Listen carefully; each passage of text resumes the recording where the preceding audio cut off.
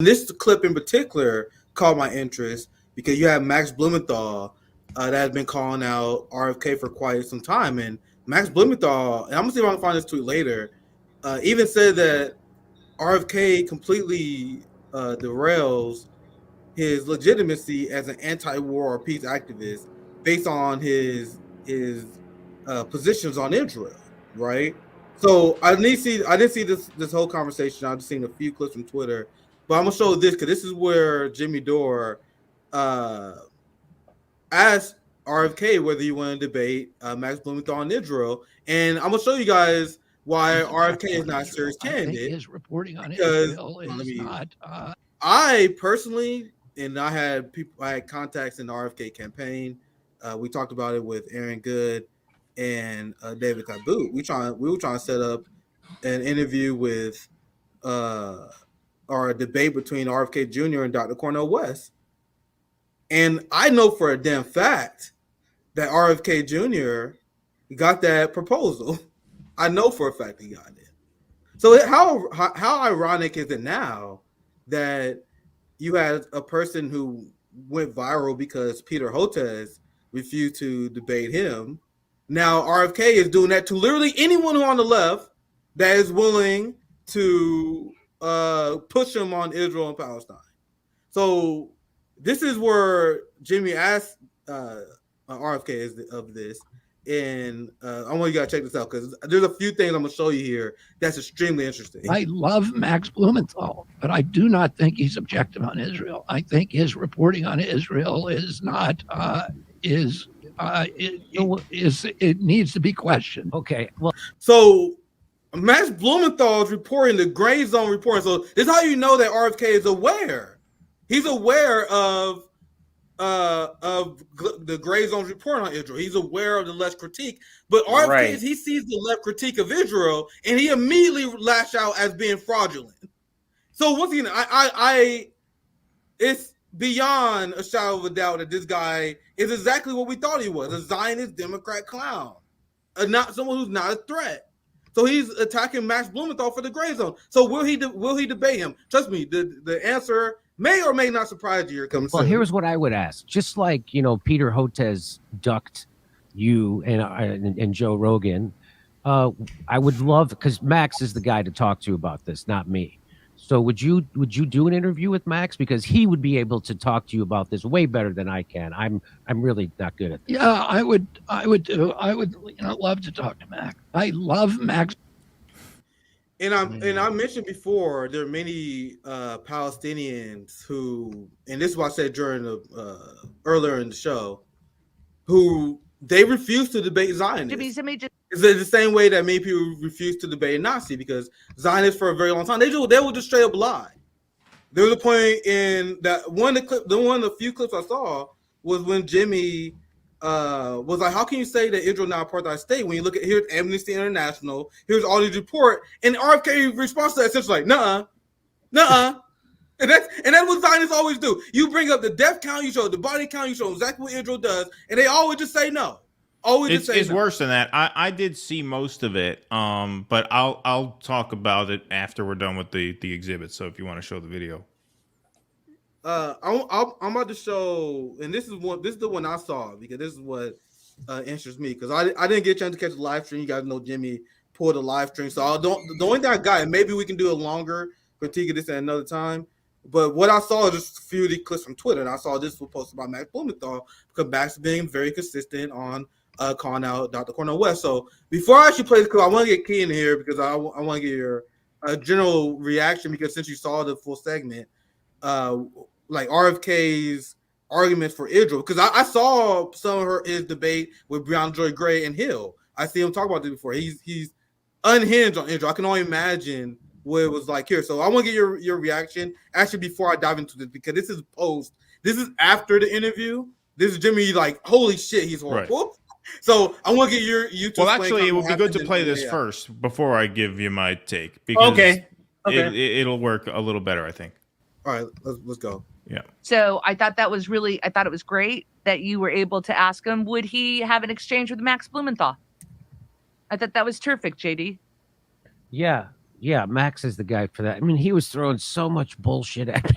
It was just like he was overwhelming me with. Pause it there. Pause it there. That's what I wanted to hear. Okay, so he says he was throwing so much bullshit at me, he was overwhelming me.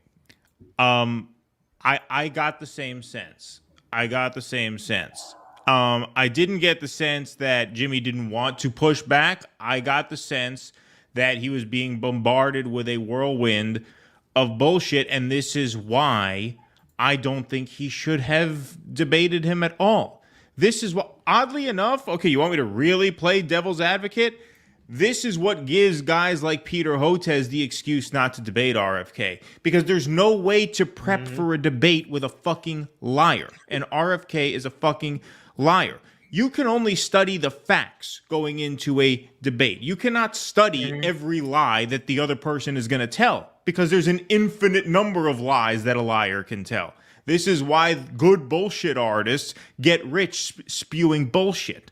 Okay? So RFK at one point says to Jimmy, he says, and this is not an exact quote because I saw it and then, it's not, I don't have it now that I could show for you, but he says, they'll name a street after you in Gaza if you kill a Jew. That's what he said. He said, in Gaza, they'll name a street after you if you kill a Jew. And then he goes on to list all these other anti-Palestinian talking points. So right there, you hear something as insane as that, and your instinct must be, okay, I have to call bullshit on that. That's just obviously just an insane thing to say. But you're also thinking in your mind, how do I know that this guy doesn't have some factoid that he can throw out there to sort of create the impression that actually, no, he's right and I'm wrong? So you don't necessarily call him on that in real time because you've never heard this, because it's fucking insane. And so you're not ready to jump in and say, wait, that's not true. And you're a little afraid because he might come back and say something. So after I heard that claim, I researched that because I'm like, this just sounds totally fucking insane. What do you mean they'll name a street after you in Gaza if you kill a Jew? He says that as if it's like official policy, right? In Gaza. Anybody who kills a Jew gets honored with a street in their name. I scoured the internet. I did a million Google searches with all these keywords. Couldn't find anything. Finally, I found one article from the Times of Israel, which is not exactly the most reliable source, from 2015, where one municipality in Gaza named one street after a 19-year-old kid who was shot by the cops after killing two people. He was shot. So this is shot. He didn't kill anybody. Well, he did kill two people, and then he was shot by the cops. Okay. But the point is, this is one incident 8 years ago, reported by a biased source regarding one time where this thing happened. RFK recites as a point of policy. He makes it sound, if you watch the video, well, in Gaza, they'll name a street after you if you kill Jews, right? So what he's doing there is what he does a lot, which is he cherry picks certain pieces of information and makes these broad statements about them as if they are indicative of these larger truths. In other words, he's a fucking bullshitter. And it is impossible to do proper debate prep when you're debating a bullshitter because, like I said, you cannot possibly anticipate all the crazy shit they're going to say. And so you're just setting yourself up to be railroaded. Look, it's a similar situation. Obviously, the stakes are completely different. I'm not comparing the two things. But when Jordan gave me that line about, oh, yeah, no, the Vanguard guys are great. They call themselves the Beavis and Butthead show, and they're a gossip show, and that's fine. I froze, much in the way that Jimmy froze here. Because when somebody says something that is just so counter to any expectation of reason, of logic, of truth, when they go there, it does throw you off as the debate partner or as the interviewer. Like at that point, like when Jordan hit me with that line, I was like, oh, I probably shouldn't have done this at all because I see how this is going to go. I see how this is just going to be an absolute shitstorm coming at me, and I can't react fast enough. I'm not prepared for everything he's going to throw at me, and so that is, I think, the situation that he found himself in. His mistake wasn't that he didn't prepare well enough. His mistake is that he, for some reason, thought he was going to have an honest conversation with a man who is not fucking honest. RFK is a full of shit, egomaniacal celebrity lawyer, Zionist Democrat. He is not an honest actor. You cannot prepare for an honest debate with a dishonest actor. That was Jimmy's mistake. His mistake was letting him into the room in the first place. Yeah, you're going to see in the clip I'll show you guys later that he's just baffled by the stupidity of RFK. And the best you can do is come prepared and be ready to counter those. But as someone who's been in these situations where I question these people, I get criticized for not going too hard on some people, I get criticized for going too hard on some people. Every conversation, I think like, man, I should have said this. Well, I look back in there, every conversation. Nick, that's also why Jimmy said he should debate Max, because Max is better equipped to call bullshit on every line of bullshit, right? Because RFK, he was spitting this out really, really fast, and it is hard to keep up. That's why Max would be, I agree with Jimmy, the better person to handle that. But even Max is not going to have an easy time because you can't anticipate the rantings of a lunatic. You just can't, and you can't prepare for it. It's not possible. And once again, he tried to bring up the Amnesty International thing, but it's like RFK one ear out the other, and it was, and like you and Jordan, it was baffled by his stupidity. But I'm gonna show you guys. This is Max tweet here. I decided to show this because I want you guys to understand that Max been essentially begging RFK to get his head in the game because he had all these anti-war people on both the left and the right that was excited about him. But RFK completely destroyed his credibility with Israel and Iran takes. And this is the tweet I made earlier. Like RFK and his staff has no idea how much this derailed his image of the anti-empire, anti-establishment guy. You can't call yourself anti-establishment if you're pounding around with some of the worst swamp monsters of Israel. And this is Max Blumenthal says, watch RFK demolish his credibility as a peace candidate in 4.5 minutes. Now, this is the video where he's sitting with this unhinged Zionist, and this is who he calls out. RFK's actually, I'll read it in order. A campaign that began as a defiant broadside against the war state and censorship industrial complex has suddenly pivoted to a bellicose exercise and pandering to rich Lukuniks who seek war with Iran, the permanent violent war housing of Palestinians, and the criminalization of activism that challenges Israeli apartheid. RFK's host was Shmuley Botich, a professional race hustler and alleged financial fraudster who owes the existence of one-man political operation to the fortune of Sheldon Adelson, the late ultra-Zionist oligarch who called for dropping nuclear weapons on Iran. So the guy that RFK had been pounding around recently with, and apparently he's like a visor on all things Israel-Palestine, and this guy who's been funded by Sheldon Adelson and propped up by the MAGA movement. And now we know that RFK has a super PAC that has been financed by right-wing millionaires. But these are things we're supposed to ignore. There's so many red flags with RFK, and Max Blumenthal is calling it out. Now, this is a long thread, so I'm going to I wrap it up there, but this is Max calling him out. And this is why Jimmy asked him, actually, where'd that tweet go? I'm going to show you, this is where he asked RFK whether he would debate Max, and I'm gonna spoil it here. RFK lies in front because Keaton says RFK is a liar. He's a serial liar, almost to a psychopathic degree. So he lies.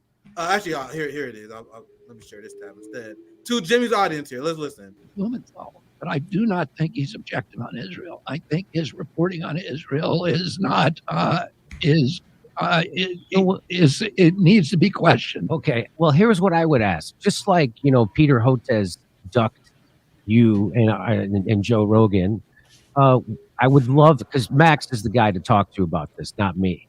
So would you do an interview with Max? Because he would be able to talk to you about this way better than I can. I'm really not good at this. Yeah, I would love to talk to Max.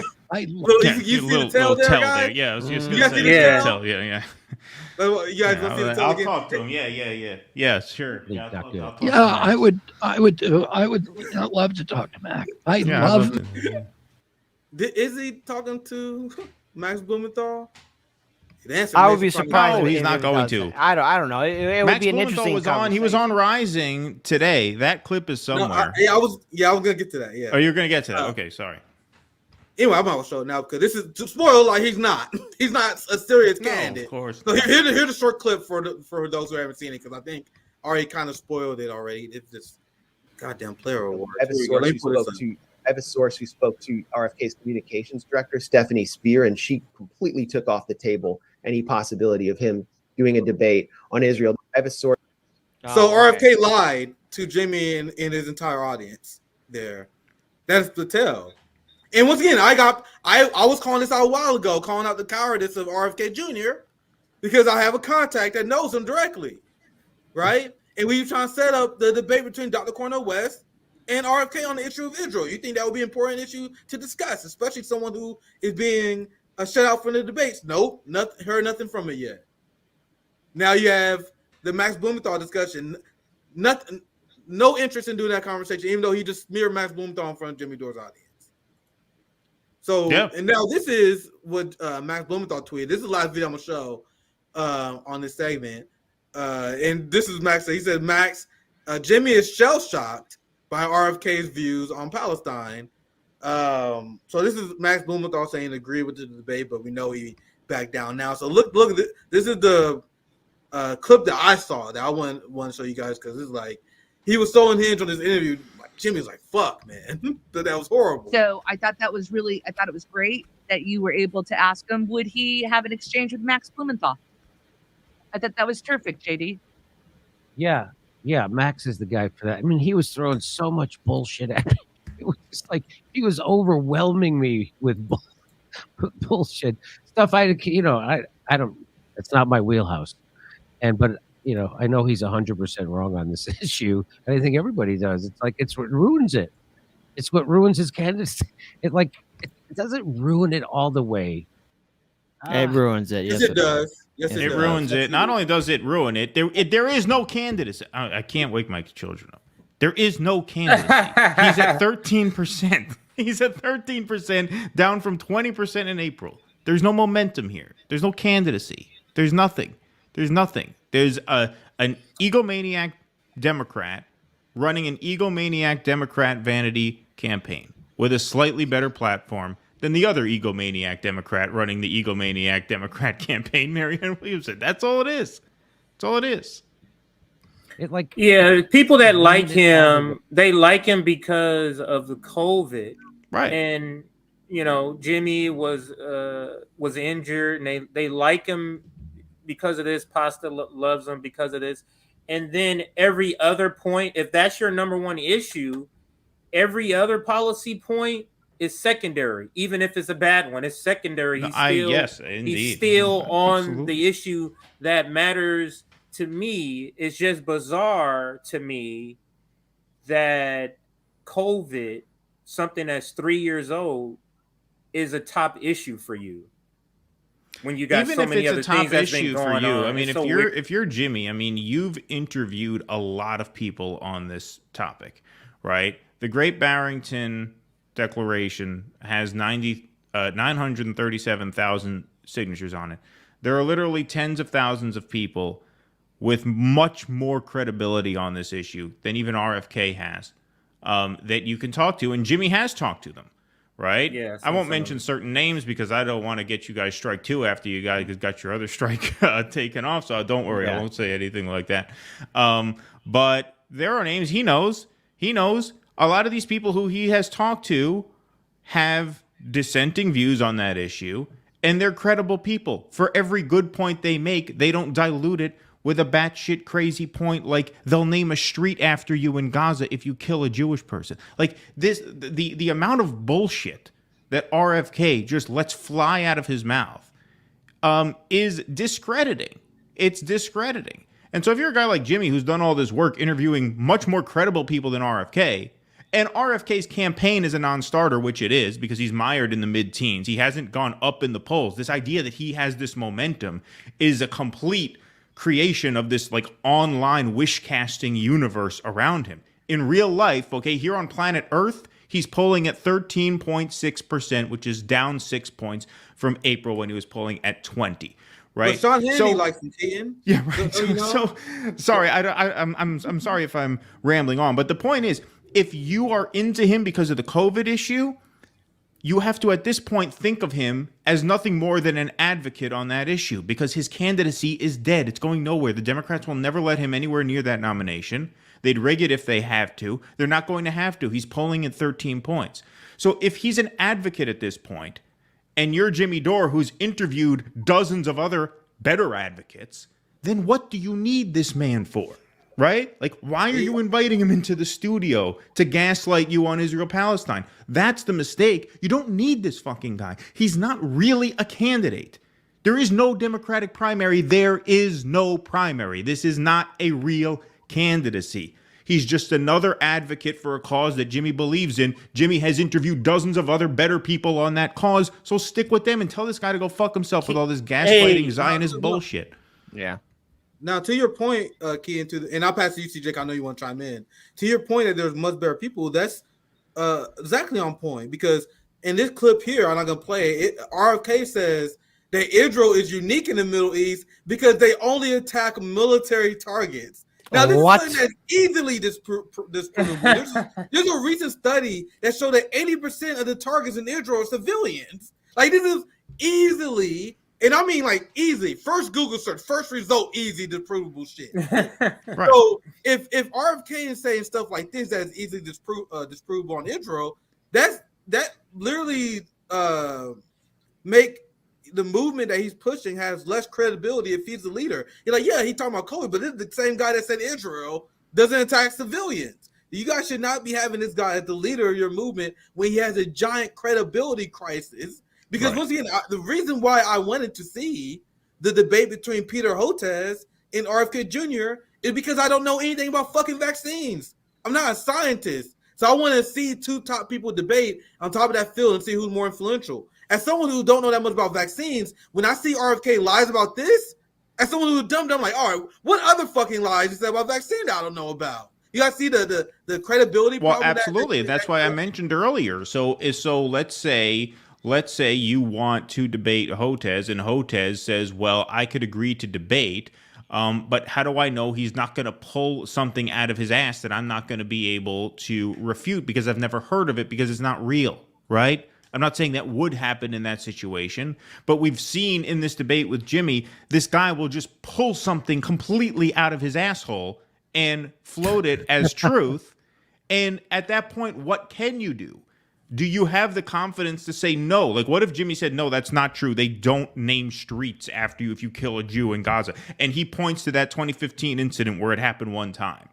At that point, Jimmy would look like an idiot, right? But even though he would be right on the larger point that that's not common practice, what you have here is a fucking lawyer who takes small pieces of information and makes big points around them. That's what lawyers get paid to do. That's what they do. That's what they do. He's a lawyer. So he's are we good to at believe? this. He's good at this because he's a fucking sleazebag, lying piece of garbage. And there's no reason why anyone in this left movement should be sullying their reputation to prop him up. Keaton, are we to believe that he's a bold-faced big liar on everything except COVID? Is that what we're supposed to believe? Is that what we're supposed to believe? The people that love him for COVID. Listen, man, people that love him on COVID, is it time to break their hearts that if this guy's a liar, he's not a liar sometimes, and then he tells the truth 100% the other? That's not how liars work. I'll send you a link to a conversation that we had with Pasta. It was over on Rumble. We did it exclusively on Rumble. So unfortunately, I can't get as thorough with you as I'd want to here because I don't want to get you guys in trouble. But I'll be as specific as I can without getting you guys in any kind of hot water. The first 4 sections of chapter 1 were very good. He made points that checked out. He wasn't really citing niche things. He was just kind of touching on bigger issues that we would know about if we had a half-honest press. Once he gets past that, though, the book gets into some very, very strange and fringe shit about how, once again, I don't even want to say strange stuff. It's strange. Yeah, it's strange. I don't want to risk it. I want to look out for you guys the best I can. But there are some good points in that book, and there are some bad points in that book. There are some lies and distortions and obfuscations in that book. That book is not a Bible, okay? It has valuable material in it. It also has some very not so valuable material in it, to your point. And like I said, if anybody wants to know more of what I'm talking about, like I said, I have to look out for my friends here. I can't get them in trouble. Thanks, but go over to our Rumble page, and just search pasta. I forget what the fuck we called it, but just do Dissidence pasta. That's it. That's the episode. Yeah, let's finish up before we get too long this segment here. This is the post match. I want to get to play this. Well, it doesn't matter. Oh, come on. You got to refresh it now. When it sits on Twitter, you got to refresh that for a second. Oh, Twitter. I literally just had it loaded for a while too. I think we were about 30 seconds in. If I'm this issue, and I think everybody does. It's like it's what ruins it. It's what ruins his candidacy. It doesn't ruin it. Oh, come on, man. See, I just had it working all the way. Well, it doesn't matter. It doesn't matter because they're not going to let him be the nominee anyway. It's going to be. Wouldn't that be fun if it was Cornel West against RFK and the Republican, the DeSantis or whatever? That would be fun. But it's not. That's not happening. The Democrats are not. Jimmy, somebody just said this right now. They said I told them that the last time we had him on. I said that's why they have super delegates. It'd been better if you ran as a Republican. It actually would have been. It actually would have been. Jimmy, Paul says, thanks for a great job. Isn't it enough that RFK, much like Jimmy, is a decent human being? That's the first hurdle, and I don't see anyone else clearing it. Look at you, Paul. But I will say, his view on Israel and the Palestine, I would say, I find it odious. Yes, he's not a decent human being. It's just so we've covered those stories. You're really going to try to tell me that they don't bomb God? They bomb. You can't bomb an open air prison, and that's what that is. But like what we've said before in interviews is you ask the question, and then the person reveals themselves for who they are. It's so obvious that he's wrong on this issue. It's just, oh my God, it's a heartbreaker. SS says, I think a lot of these single issue Palestine zealots are bad faith. I don't know. It's like I don't know what it is. Whatever you mean. See, now that's the point where you have some. That was Lori Spencer's burner there in the chat. Yeah, Lori Spencer.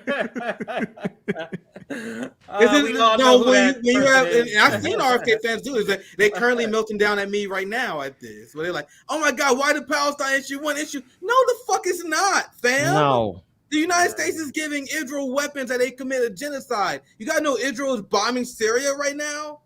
Israel constantly violates the sovereignty of other countries. They've been trying to wage war with Iran. If you're weak on Israel, and RFK said he's going to provide unconditional support towards Israel, and he mentioned that he agrees with the Israeli position on Iran. He want to double down on hardline policies on Iran. So when you get Israel wrong, you get an issue of Iran wrong. You get an issue of Syria wrong inherently, because what is RFK going to rebuke Israel on Syria? No, he said unconditional support. So I mean, he's gonna get Syria wrong. He's gonna get Iran wrong. He obviously gonna get the Palestinian issue wrong. It's a lot of things that you're gonna get wrong here.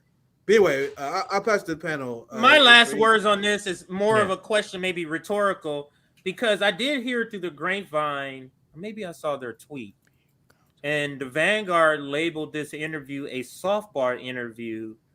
Are they labeled? Because I haven't seen it all, and I'm asking you, Keaton, because you've seen it. Are they labeling it because he didn't push back because he didn't know any information? Like, you get what I'm saying? Like, he didn't know. You don't have any information to push back if you don't know the story well, or is he just purposely trying not to push back? Now it is the Vanguard, so I would assume that they're liars and that they're making this to be bigger than it is. But I'm curious to get there. Well, look, he invited him into the studio. He was there in person. He obviously has a certain admiration for RFK because of his COVID stances and his Ukraine stances and things like that. So I do think he held back more than he should have But I'm telling you, that was not the biggest obstacle towards that interview being a success. The biggest obstacle was he was dealing with a guy who was just creating a whirlwind of bullshit that it is very difficult for anybody. I think it would be difficult for Max Blumenthal to keep up with, because when you're dealing with a lawyer who lies for a living, who makes up stories for a living, when he cites, look, he can cite a study in his book, right? Even a person who knows everything there is to know about whatever topic is related to that study, it's very unlikely they're going to be able to know that study and argue that study. This is how lawyers argue. They'll take very, very specific examples that you have never heard of, and they'll hinge their argument on that. And then if you're not informed on that, it is impossible for you to push back on them. That's why they make a lot of money lying for clients, right? Like this is how it works. And that was what I sensed was more, because there were times when Jimmy tried to push back, like he said, are you really going to say that it's not an apartheid state? Are you really going to tell me that they're not bombing civilian targets and things like that? And then there were other times where he held back, like in the example that I said. Because in the example that I cited there, I would feel, because I saw the look in Jimmy's eyes when that was going on. Same look I had when Jordan gave me some of those lines. You're just not expecting the subject to jump the shark like that.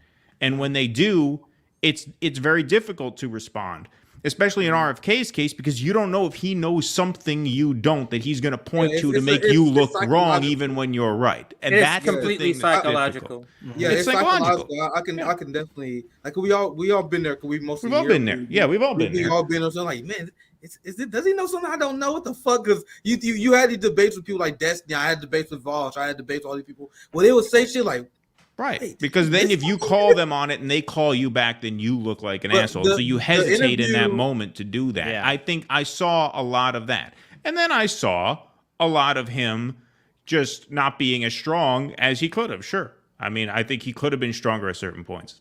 Absolutely. But for the most part, like I saw him being just unsure of how to counter, because you're hearing a lot of information, quote unquote, for the first time, most of which is absolute lies. Just say it, lies. Go ahead. Yeah, in the RFK interview with Jimmy is another example why I'm extremely pro interrupting politicians. You need to be armed with the facts, and you need to be prepared for these situations. And then when they start bullshitting you interrupt them. Like Marianne Williamson's supporters got mad because I wouldn't let her do that, and that's how we got to treat all these people. We can't treat them like they're our friends. We got to be ready to combat them when they lie and bullshit. And I think that's why Jimmy was baffled, because he had friendly relationships with RFK Jr. before, so I don't think he saw RFK. He didn't see it coming that RFK would go on the show and straight up lie, so he caught off guard. So if anyone says that Jimmy should have been more prepared and fight back, because that's the same criticism that Jimmy had Dr. Cornel West on Anderson Cooper. I think that's a fair criticism. But I'm telling you guys, I've been in those. When you're in those scenarios, you always be like, man, I could have said this here. I could have said this here. That's always. And then every time I have an interview with someone, I always comment like, Nick, why you didn't push back on this? Nick, why you didn't put? I'm like, I wish I could be perfect. That's why I have like, I'm like, yeah, nigga, there's always something you could have said there. Like I get ate alive all the time by people like, nigga, why you didn't say this? Why you didn't say that? Like, so I get it.